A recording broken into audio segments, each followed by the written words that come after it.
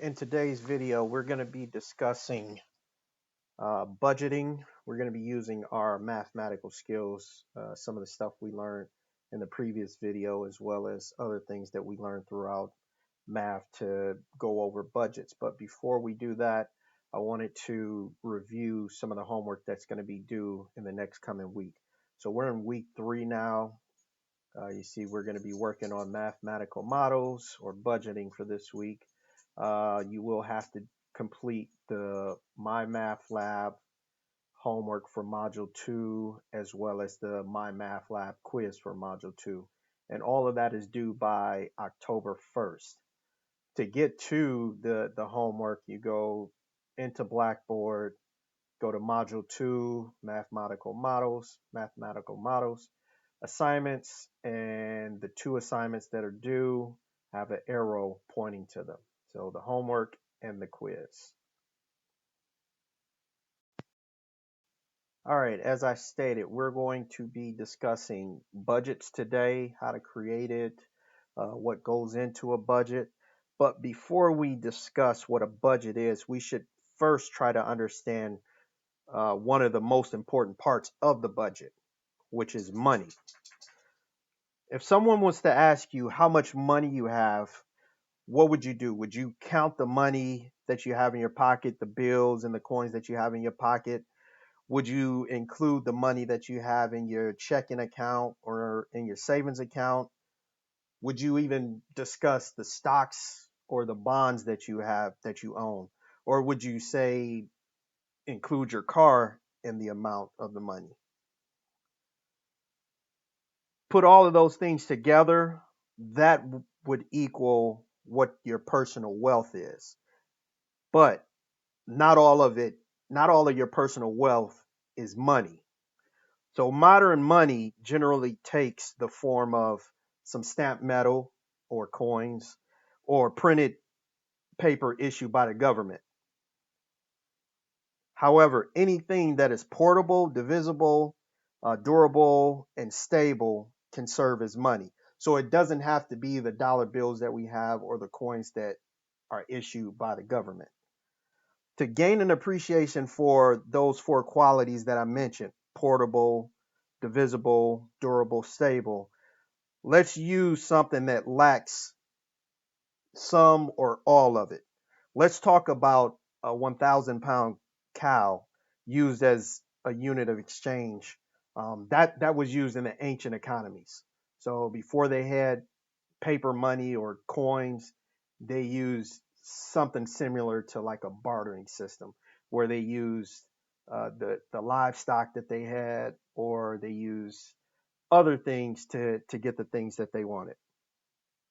So when it comes to portability, let's try logging around a 1,000-pound cow from shop to shop if we wanted to go shopping for something.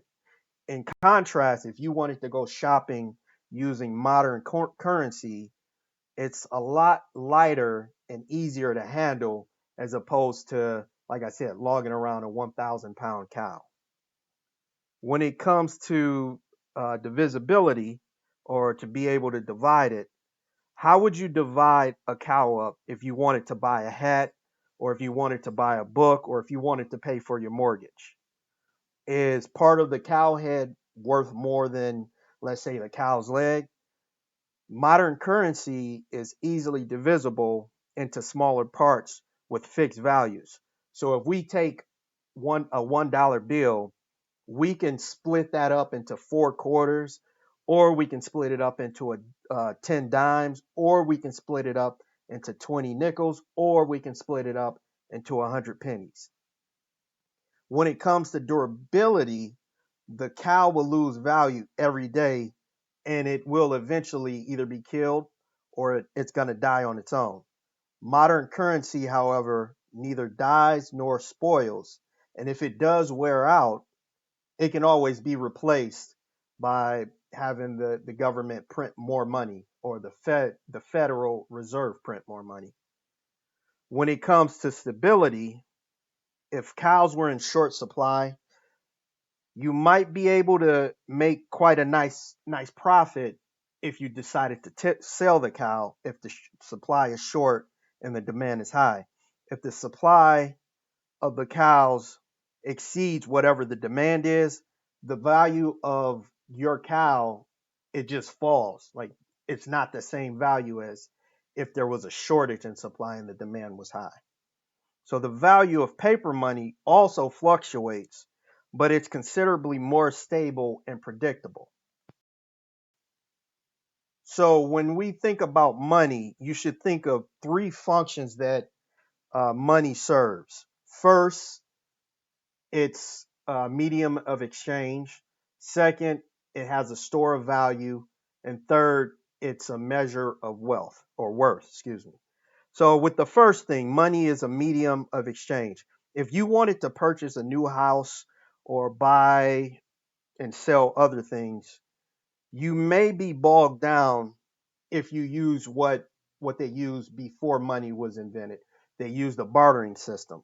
So you would have to do constant bartering to get the things that you wanted if money wasn't available. The second thing, money is a store of value. Using our cow example, if the cow gets sick on Monday and we needed to buy clothes or pay bills on a Friday, by which time the cow may have died, and when it dies it loses all of its value. In the form of currency, however, money can be used for future purchases, and therefore it stores its value. The third thing, money is a measure of worth. Money allows us to measure relative value of goods and services. It acts as a measure of worth because all products can be valued and accounted for in terms of money. So an example of that would be the concept of $1,000 worth of clothes or $500 worth of labor costs. That's all universally understood and it has a universal meaning. All right, so now we're going to start talking about the budget. All right. I learned a long time ago in business that you always expect the worst. And it may sound like a weird thing to think about or a pessimistic way of viewing the business world or viewing business as a whole. But what that does when you start expecting the worst, that should put you into the mindset of you should prepare for whatever the worst thing is. So you want to be prepared for if you need a certain amount of money for a budget, but you want to think about, okay, if I purchase this equipment, it might break. Let's think of ways to prepare for if that equipment breaks. So you always want to expect the worst. So when we're thinking about our personal finances, we want to prepare for the worst.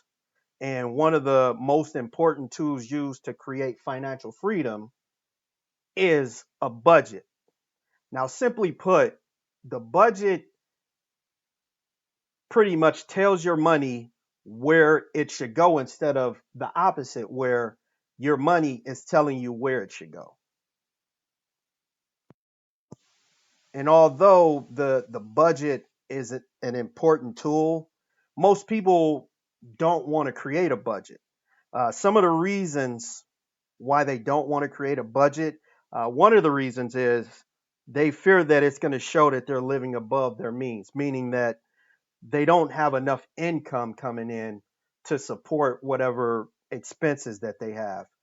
The second reason could be it's restrictive. They think it's restrictive, but because they're not allowed to do some of the fun things that they want to do with their money. And a third thing that might be a reason for people not want to create a budget is that it takes up a lot of time. Now, the budget is kind of like a living organism because it's not going to stay the same. You may make a budget at 7 o'clock in the morning on Monday, and by 7:15, something changed in your life where some money needs to go where you didn't expect it to go. So again, they feel that it's going to take up a lot of time, and sometimes it is a little tedious, but the thing is, you want to make sure that you're always telling your money where it should go instead of the other way around. One of the main roadblocks to creating a budget is to actually create the budget. Once you get past that first roadblock, what you want to do is either use a spreadsheet or some type of computer program, or what I normally do, I normally just write all my expenses down. But you want to write down the expenses without the total, because a lot of people get nervous when they start seeing numbers originally. So if you start writing down the list of expenses without total, that's part of the first step of getting things in order with your budget. Now, after you get all your expenses listed without the totals, then you want to start putting the totals in. Now, once you get the list of expenses with the total, then you need to start figuring out what goes into three different categories. So, the three different categories that you want to start putting your expenses in would be savings, needs, and wants. And I am going to move to the next slide to read what those three things are. So savings is money set aside to cover future expenses or to be used to invest. Needs are things that are in that category are things necessary for you to live and to survive. Wants are things that you would like to have but you don't need in order to live or survive. So now that we have those three things defined, we're going to move to the next thing it comes to budgeting. So thinking about budgeting and budgeting tools and ways to think about budgeting, some people use something called the four walls of budgeting. The four walls of budgeting refers to the four areas that should be covered first in any of your budget. It's a graphical representation of what your savings expenses are, what your needs expenses are, and what your wants expenses are. Whenever you do your budget, and if it's coming up short where you don't have enough income to cover your expenses, something other than what's in these four areas or the four walls needs to be eliminated from the budget. So let's talk about the four walls and the categories that go into the four walls. So the number one category that goes into the four walls is the housing expenses. You need a safe place for you and your family to live. The mortgage, or if you have rent payments, that's what's included in that area. Again, this is the number one wall because it's hard to concentrate on other goals and priorities when you're concerned about your housing situation. The second thing that you want the second category, and I'm listing these by the importance. So the first, number one, is housing.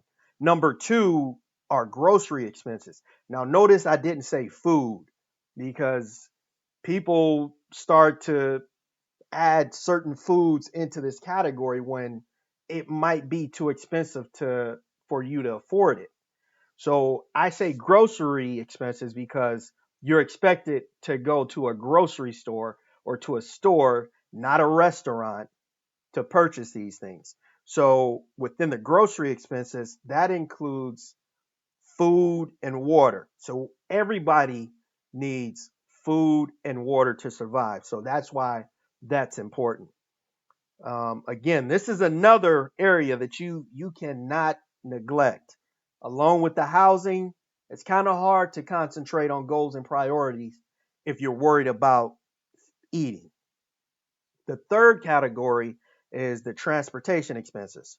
So you need to be able to get back and forth to work or to school in order to function.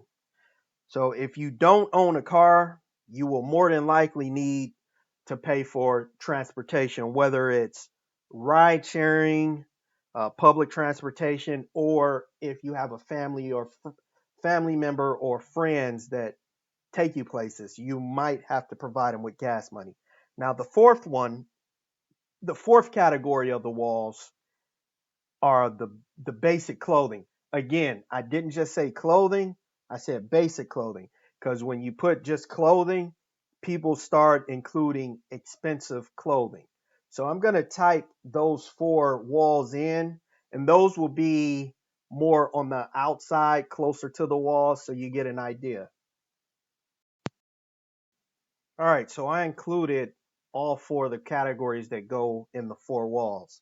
Now, based off of the expense, whether it's a savings, whether it's needs, whether it's wants, you're going to start putting things inside or outside of the walls. So you want to put your savings and your needs, all of those expenses inside the walls.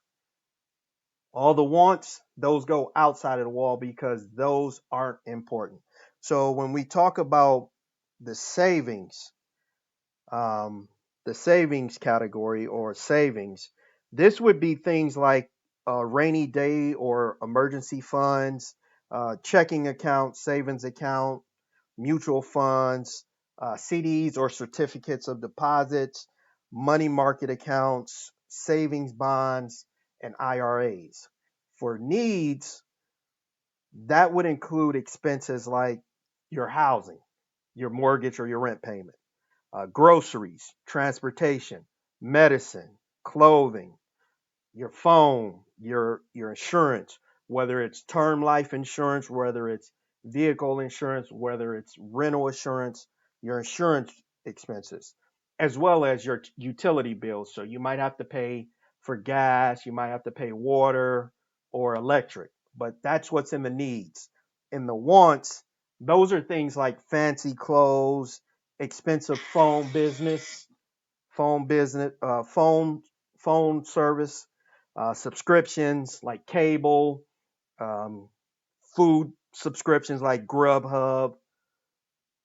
Um, what's the other one? DoorDash, Uber Eats. Your streaming, that's a want. So anything like Netflix, Hulu, Amazon Prime, anything streaming, any type of gifts, any grooming services like hair or nails, video games, vacations, hobbies, kids' activities. Those are all wants, and those are not expected to be inside the four walls.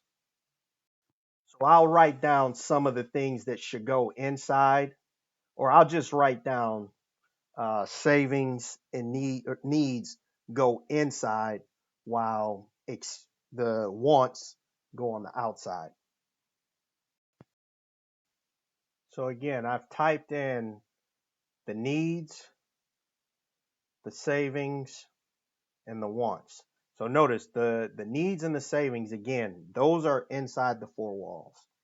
The wants are outside the wall. So keep that in mind as you're doing your budget. So after you've had your you've written down your expenses, you've taken care of those four categories, the four walls. Now it's time to start talking about a budgeting rule.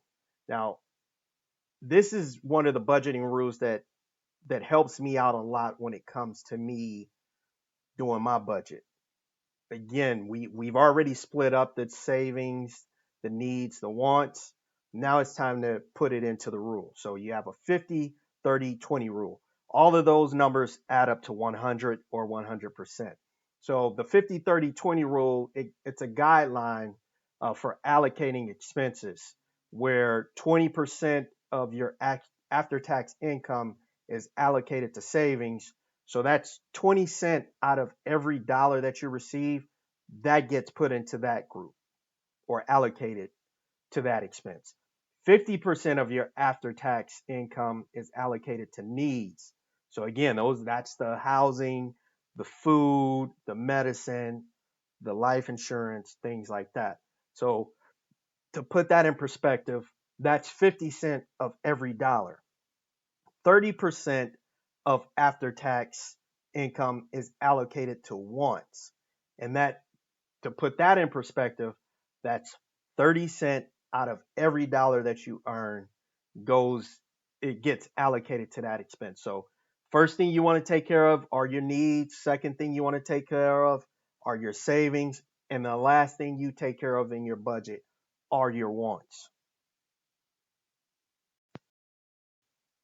So we're going to do an example, but before I do an example, I want to start talking about net income versus gross income. Gross income is all of your income before any type of deductions come out. So the deductions are definitely going to be taxes, and that comes in the form of federal tax, state tax, and city tax. Depending on where you live at, as far as state or city, your tax rate's going to be different. And then you have health insurance might come out, get deducted. You have FICA, Social Security, and some other things that get deducted. So before any of those deductions come out, that's what your net income is, or excuse me, your gross income. Your net income is the income you have after all of those deductions come out. So you have to subtract out all of the and I think I explained it wrong.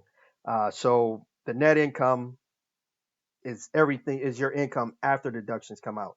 So your gross income, sorry, that includes the wages, the tips, profit from business, and that's all of your income before the deductions come out. That's what the gross is. The net is after you take all the deductions out. So we're going to do an example, um, saying we earn $1,000 every 2 weeks, and we're going to figure out how much should go towards needs, how much should go towards wants, and how much should go towards savings, as well as try to figure out how much uh, net income we're going to have to put into those 50, 30, 20% categories. All right, so based off of this example, again, our gross income is $1,000 every 2 weeks. We're just going to try to figure out what our budget is for pay each time we get paid. So every 2 weeks we get $1,000. So first thing we have is to figure out is how much we're going to pay in federal income tax. So like we did before in the previous video, we take our money, so we get $1,000 every 2 weeks, and we multiply that by either 0.10, which is $100, or multiply it by 10%, which is going to tell us that it's 0.10. So we multiply it by, I like to do it, it's much easier for me to just make a decimal. Then we know it's 0.10, and that's equal to $100. So we know that we're going to have to pay out of that money, $100 is going to go to Uncle Sam. And then for our state taxes, we go back in here, 1,000 times 2% equals $20. And then the city, we have to pay the city, let's take a little bit more. That might be a bit high of a rate for city income tax, but that's what we're going to use for this example. Okay, times 6% equals $60. Seems higher than what I would expect. I would expect to pay more to the state than I would to the city. But for this example, we know that if we add those three,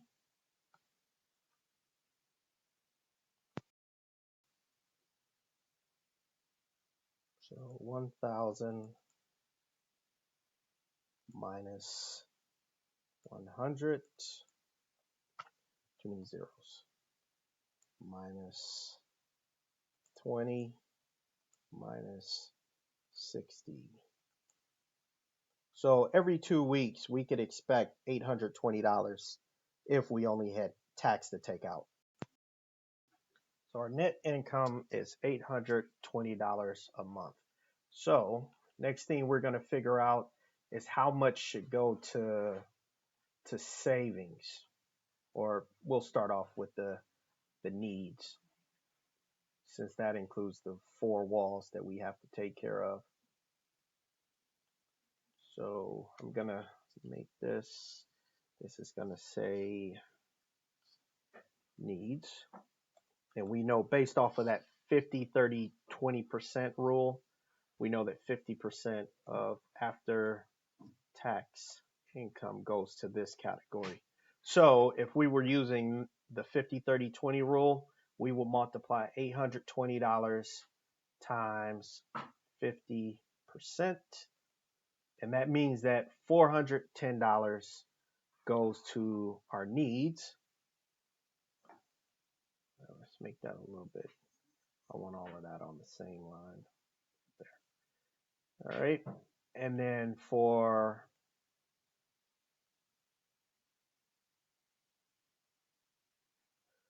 our savings, since that's the next important thing, that's 20% of after tax income, or the net income. And we would go back into our calculator. We would use $820 because that's our net income, or our after tax income, times 0.2, and that gives us $164. And then I guess I could put the wants in here. And then our wants is 30% of after tax income. And we would multiply that 820, which is our net income, times 30%, and that equals $264. So this should equal $820. So now that we have our totals, we can add plus 164 plus $410. So that gives us that total net income. So if we earn $1,000 every 2 weeks, and the only deductions we had were federal income tax, state income tax, and city income tax, we would use $410 for our wants, or for our needs, $164 for our savings, and $246 for our wants. So that's how we use percentages, we used addition, we learned about what gross income is, what net income is. We talked about the 4 walls, and then all of that, we use all of that to come up with our budget. And that's what this was all about, using mathematical skills to come up with the budget, and using some other things, some other tools, and some other rules.